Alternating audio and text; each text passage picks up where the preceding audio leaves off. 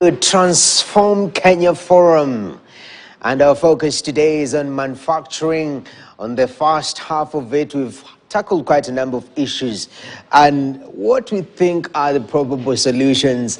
We had some controversial texts here saying that it's time to copy shamelessly. That was one, and concerns of counterfeiting came in there. At the same time, we had the conversation around the big players vis-a-vis the small players, and it's been argued when the housing levy hits you, it doesn't care whether you are a big player or a small player. So a solution has to be found for each and every segment of the market. My name is Rocky Kimbo, and on my panel, of course, we have Professor Fred Ogola.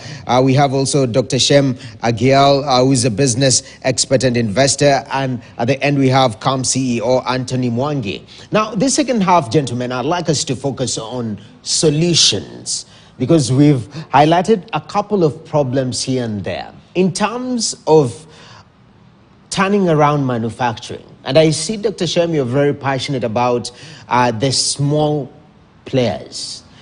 From the ground up, how do you turn around manufacturing from the ground up, as the government calls it, bottom up?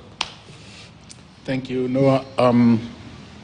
Thanks for your question. I think it's very easy for the government to come out with a solution. I understand the bottom-up economy, and we all see the show where it's going. Paying taxes for house levy, many countries are paying. It's not a new thing in the world.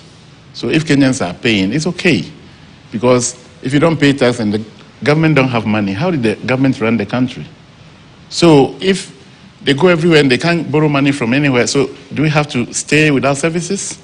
People have to offer services. So to me, we have already moved away from 1.5 issue. It's now behind us. But the issue here on the ground is, after all these are going on, how did the Wananchi Mamamboga, the youth, how did they survive? Sometimes, maybe around 2 o'clock, or 12 o'clock, or even 11 a.m., just walk around Uhuru Park. University students are lying on the sand sleeping. If you wake the guy up and ask, "Are you okay?" "Yeah."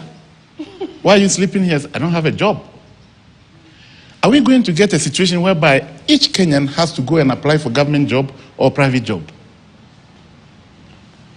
These are the physical problems facing the country, that the authorities, their eyes are very high, so high.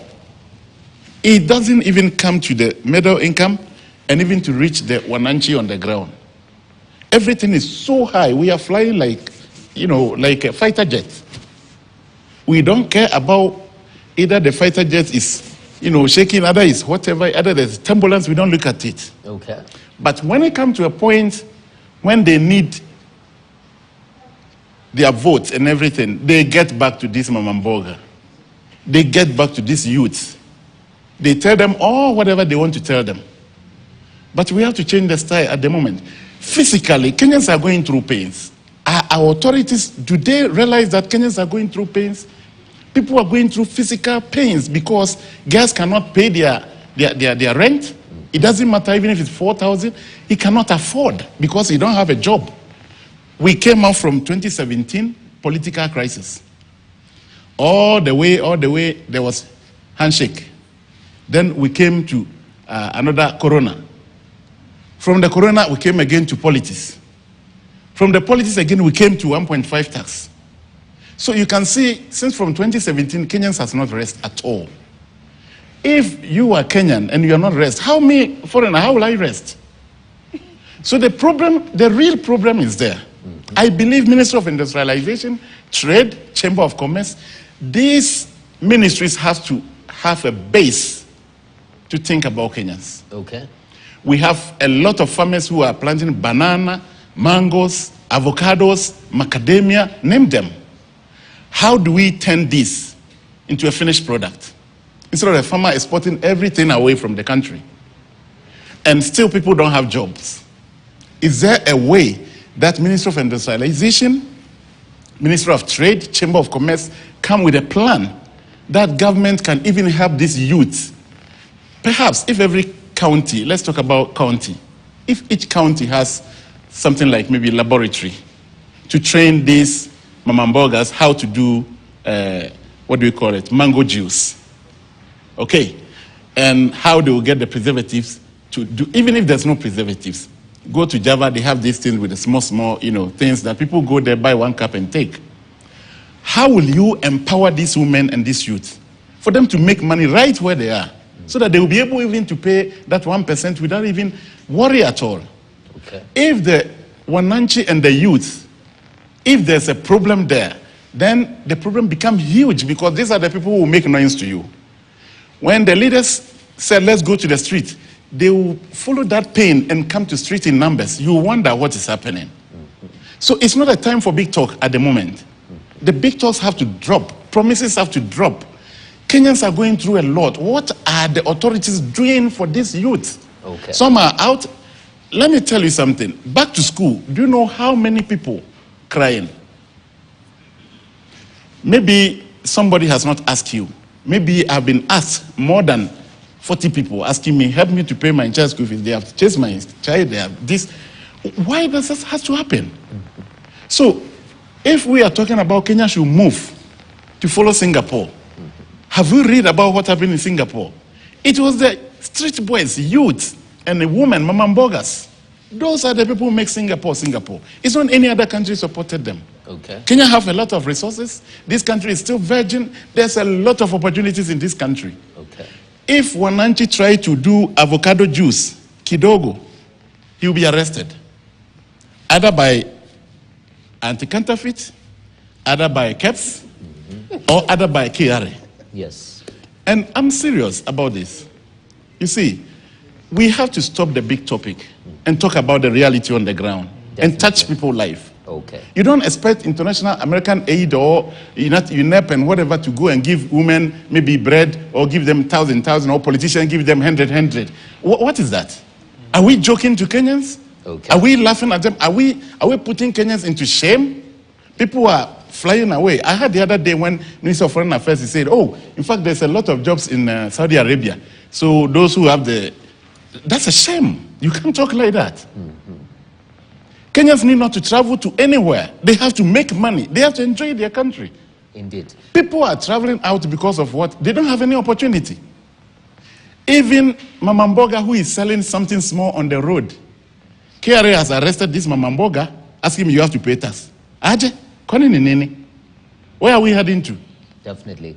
So, in regards to, Prof, you are the governance expert here, and when we talk about solutions and how we can utilize manufacturing as a transformational platform to some of the concerns that Daktari has raised, what needs to be firmly put?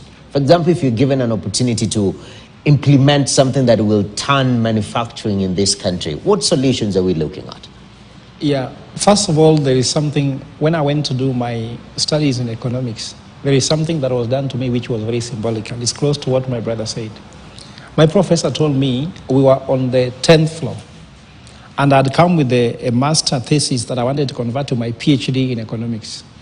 So the professor told me, Fred, look down there. Are you seeing that woman walking there, that young boy walking there?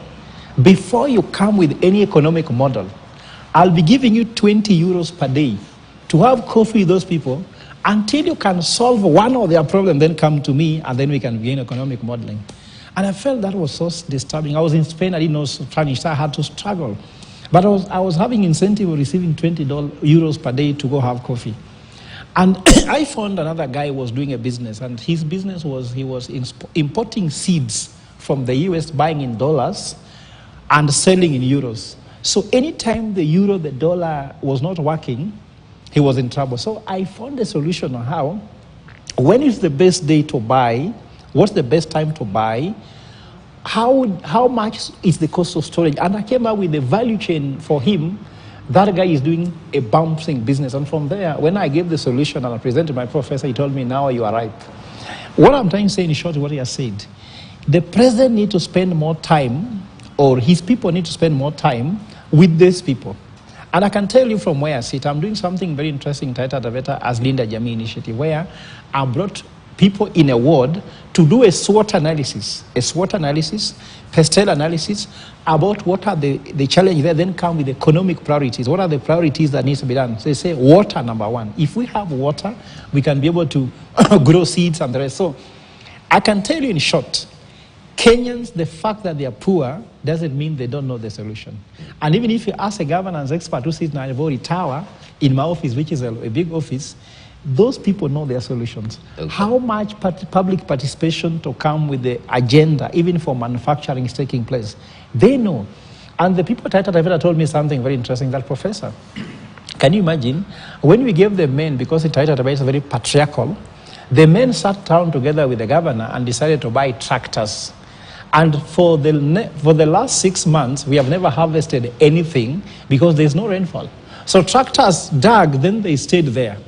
Had they dug boreholes and gave us water, we could do much. Now, you, my brother Noah, those of us sitting here, do you know that the people at Taita Taveta needs water, and women are the ones who fetch water, women are the ones who do the shamba? Why don't we involve women more in that place and find this thing? This is a simple solution. And on the other side, if you ask me, this is something I learned in economics which was very fundamental, and we were told that money in the hands of the poor and the low is money for government instantly. But money in the hands of the rich, the government might see it next year. If I give Anthony 1 million shillings, he'll say, oh, let me put this in the stock market. And the money will stay in the stock market for 2-3 years. Money, the government needs to know that when they allow money to trickle down to the people, that is their money. Because if I go to where I come from in Ugenya and give everybody 100 shillings, by evening, they are bought omena, they are bought sukuma, they are bought tomatoes, and the person who has received money from tomatoes goes to buy sugar. So you see that there's something. So the economy is built with the common man. Okay. And that's why I'm to say the taxation we are having in this country needs to be reduced. And actually it can be reduced and we can collect more if you reduce more. Because there will be a lot of money in circulation, there will be economic multiplier. So I want to ask the president and actually the economic advisors, please lower taxation, because when the economy, if you tax more, you push many people below the budget line, okay, and they start consuming either illegal or illicit brews. For example, if you tax more beer, Kenyans will drink changa. I've never seen anybody who can collect taxes from changa since I was born.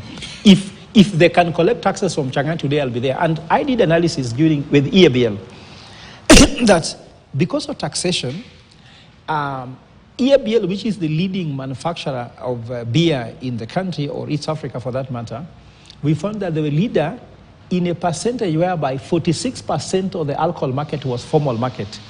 54% of the market was illicit brew. Meaning that a whole 56% of the economy of alcohol was where government cannot collect taxes.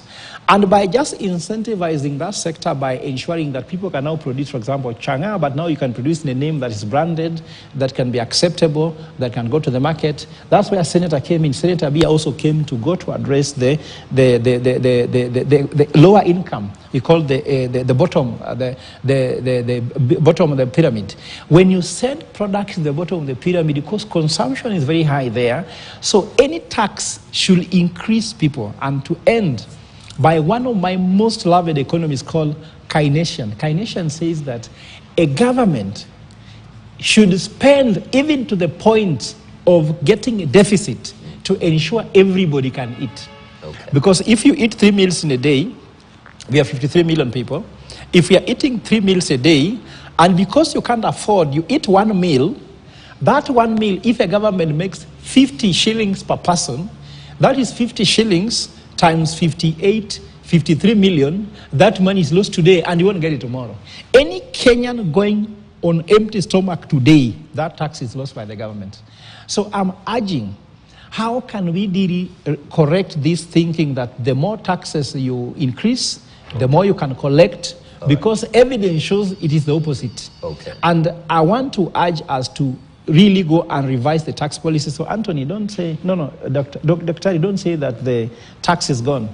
We are in court trying to stop the Finance Act to be reviewed. And I'm sure even Kenya Association of Manufacturers also has a case. I'm sure maybe that's not something you want to say here. But you know, for me, I'm open. I am Solomonic. I don't care. I'm not in the side of Azimio, not Kenya Kwanza. Me, I'm in the side of the Constitution, on the side of Kenyans. Okay. So anything that is for Kenya, we focus on it. All right. So in short, if I can brief, let us go for what's called Solomonic economy, whereby we go to get the wisdom on the ground. We call hekima mashinani. Okay. We use the local wisdom on the ground, then you use the local resources in every county, every ward, where we get the small person and help them how they can work. Then the fruits will be on the ground.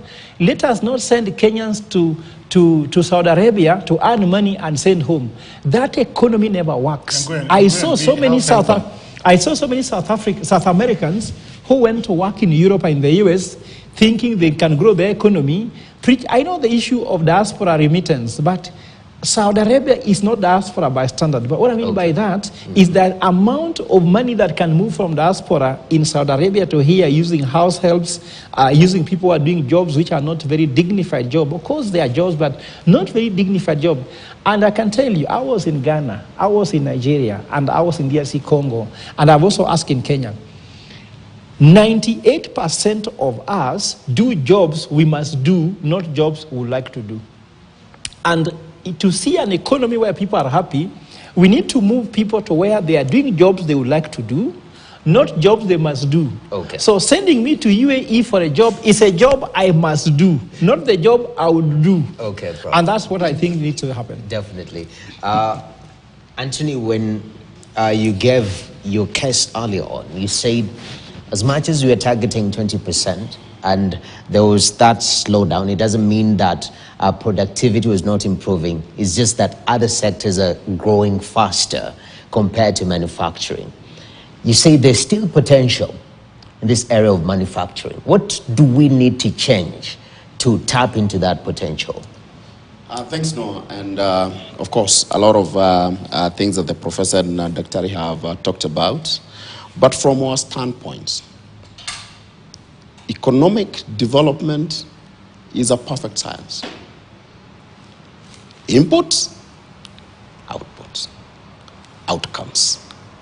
If the inputs are wrong, there is no abracadabra. You're going to get wrong outputs, wrong outcomes. And we have looked at it from 4 pillars. Number 1, and my chairman mentioned that, global competitiveness. When we produce in country to sell a good at the right price that the customer is willing to pay, whether local market or international market, are we producing that competitively? Are we able to compete in the global marketplace? We're competing with Americans, we're competing with Chinese, we're competing with everybody. Nobody will buy a Kenyan product out there just because we are good people. Of course we are good people. But in the marketplace, you do not go to look at how good people are. You look at the product quality and the price. Now, if you look at our competitiveness, and this I'm talking about both the country competitiveness and factories competitiveness. Factory competitiveness is a bit easier because you inject technology, you change, you raise labor productivity, you do all those things, kaizen your processes to make sure that you're competitive. But however competitive you are, you'll be impacted by country competitiveness. I have a report here that I was just reviewing. It was done by East African Business Council. It is the ease of doing business in East Africa community. Mm-hmm. And it is shocking that Kenya was the leading country in terms of business and competitiveness. I was involved in ease of doing business, World Bank, because Kenya was doing very badly. And I started that conversation with the minister. We seated and say, what is the issue? Kenya was at 139. We came in, I was working for IBM, came in, we did a very, very structured process. We brought in students from Strathmore to do that modeling. And by the time you were done, 4 years later, we were at position 56. Mm. Targeted, structured interventions Now, if you look at industrial competitiveness, and UNIDO does that, Kenya, again, is 155 out of about 188. If you look at this report that has just been done within EAC, we are only more competitive than Southern Sudan. Facts, you can go, Google, look for that. EABC, ease of doing business. So global competitiveness is key. Look at our taxation policy or fiscal policy. We have just implemented Finance Act 2023. 2 months, we have started the process of now working on Finance Bill 2024, what they are called medium-term resource, strategy, MTRS. We haven't even done the impact assessment of what we have done, how that, and we have seen ourselves, we have done the analysis, and they're going to have what we call in public policy, unparalleled, huge, unintended consequences of that proposal, that policy, which is Finance Act 2023. In fact, we have told our friends, in KRA, that go and look at these sectors, and I'm not going to mention the sectors, but go and pull this data.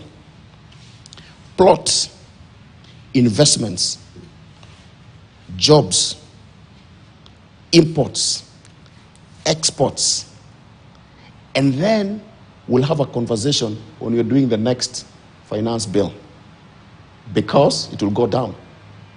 We did the analysis even when we were doing the presentation for Finance Act 2023, and we looked at increase in tax rate, that is y-axis, x-axis, we said revenue to government.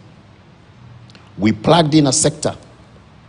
The revenues that government was collecting in 2017 was higher than what they were collecting in 2021.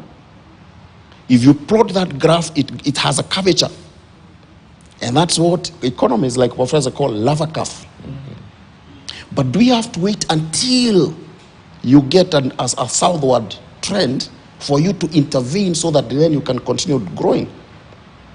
Those are the conversations. That is only the tax infrastructure. I call it soft infrastructure. The problem in this country is not hardware.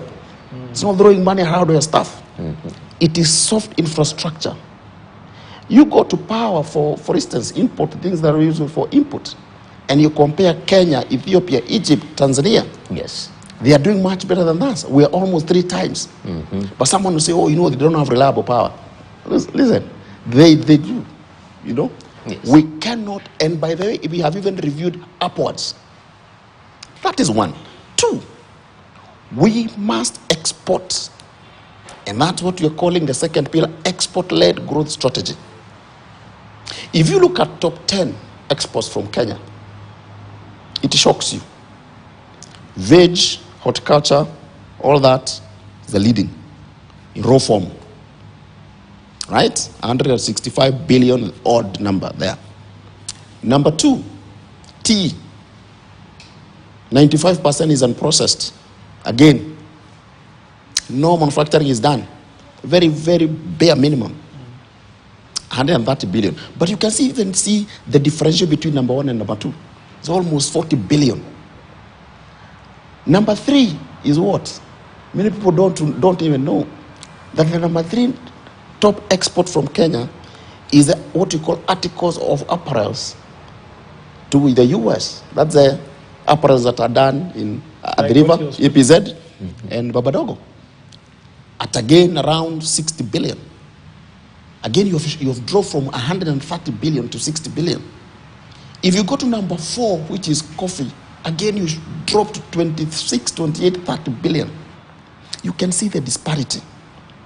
But if you look at the percentage of manufactured goods as a percentage of exports, Kenya, we are talking about 30%. If you go to countries like Korea, they're talking about 80%. Right? And no wonder they are successful. And many other countries that. So we must export. What have we done as KAM?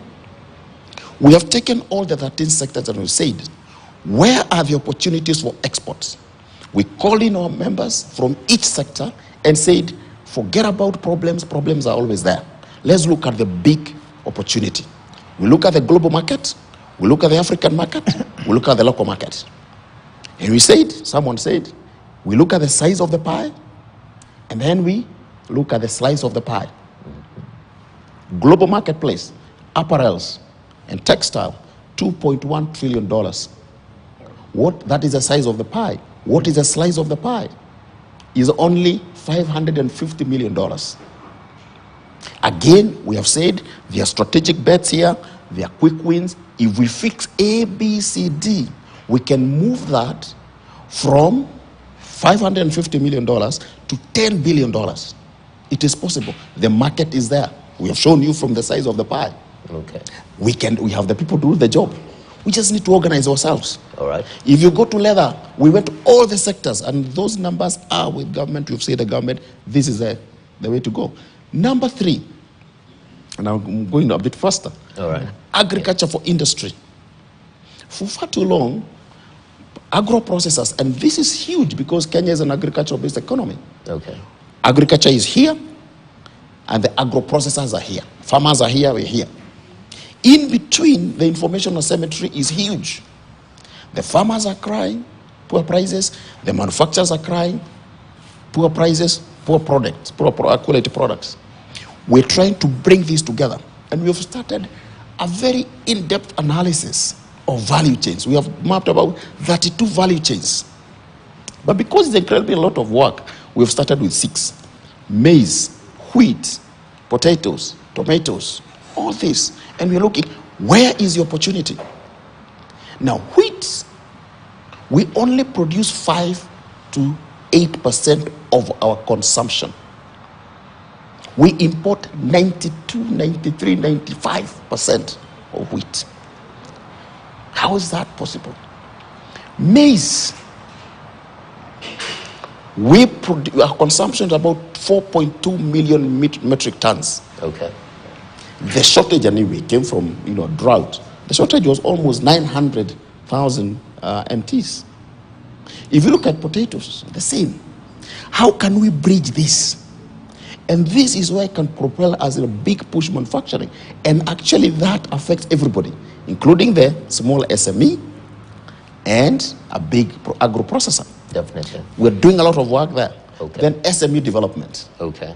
90% of the people are employed by SMEs. And from our perspective, we do never look at big versus small. And the big manufacturer, the off-taker of these goods is a person employed by the small manufacturer. Okay. So it's a whole integrated. Okay. What do we need to do? It is possible, it has been done. It's not rocket science. We just need to look at the people who are successful and we do that. We do analysis of the budget proposals every year. And we say, Mr. Government, we want to pay taxes, but we want also to produce more. We want to export more. Let me give you an example. If you export today, you need to be given back your VAT, input VAT, what they call VAT refunds. Manufacturers are owed 16 billion shillings. Today you don't want to export because you export, your money gets stuck. You export, they get stuck. I know people, some of my members, who are owed 1.6 billion. And this is not government's money. And this is a very simple solution because it's not really coming from consolidated fund. It is just saying, if you export, you get your VAT refund. National Treasury allocates 2% to KRA of what they collect to be able to refund so that people can export. The dollar crisis that we are in a hole, but we are digging. The only way out of this hole, we must produce, we must export. Yes, sir. If we don't... Thank you for that breakdown. Very important. Yeah. So those 4 areas of focus and the ripple effect that is expected to see that is coming from the Kenya Association of Manufacturers, which is very important. And you touched on something on power. So we are taking a short break right now. When you come back, we'll listen into an energy expert to see this issue of power and After that, we'll come and look at this input challenge. Yeah, what can be the solution to make it a little bit, because you've said it's a simple science, pure science. Input, you know, it's called garbage in, garbage out. Yeah, that kind of analysis. So we'll do that, but at this particular moment, we'll take a short break right here on Transform Kenya, the conversation starting on the manufacturing sector in Kenya and what needs to transform in that sector and to make it better. We'll return with more. Stay tuned.